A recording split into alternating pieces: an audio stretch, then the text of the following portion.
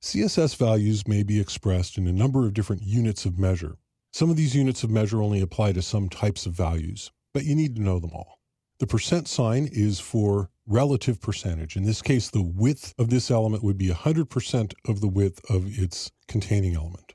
PT is for points. It's a typographic measurement. There are 72 points in an inch, and 12 points is 1 pica, which is PC. An M is another typographic measurement. It's equal to the current font size. So if you've got a 12-point font, 1M is 12 points. If your font is set to 32 points, then 1M will be 32 points.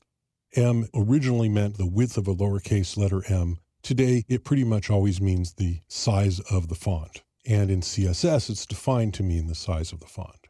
In CSS, the size of an X is defined to be half the size of an M.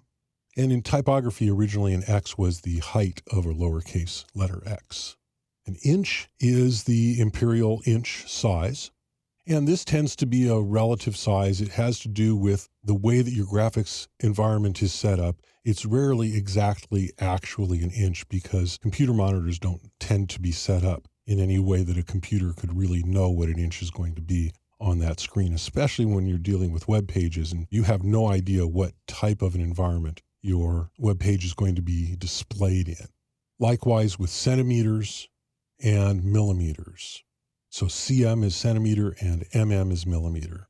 This one, px, is pixels. So this particular width would be 600 pixels wide. And pixels, you can pretty much count on being 1-to-1. 1 pixel is going to be 1 pixel. Unfortunately, this is becoming less true. At the time that this is being recorded, Apple has just released their Retina Display MacBook Pro. And on the Retina Display MacBook Pro, in its default configuration, 1 pixel is actually 2 pixels in dimension.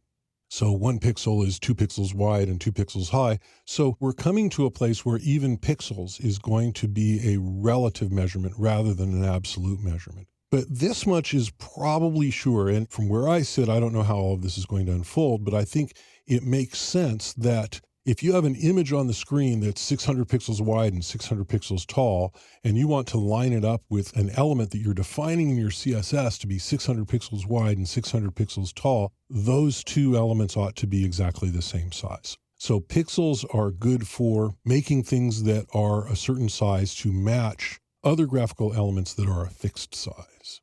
So CSS uses a concise list of units to specify the sizes of objects on the screen. It's good to understand these units so that you can have consistent results with your CSS projects.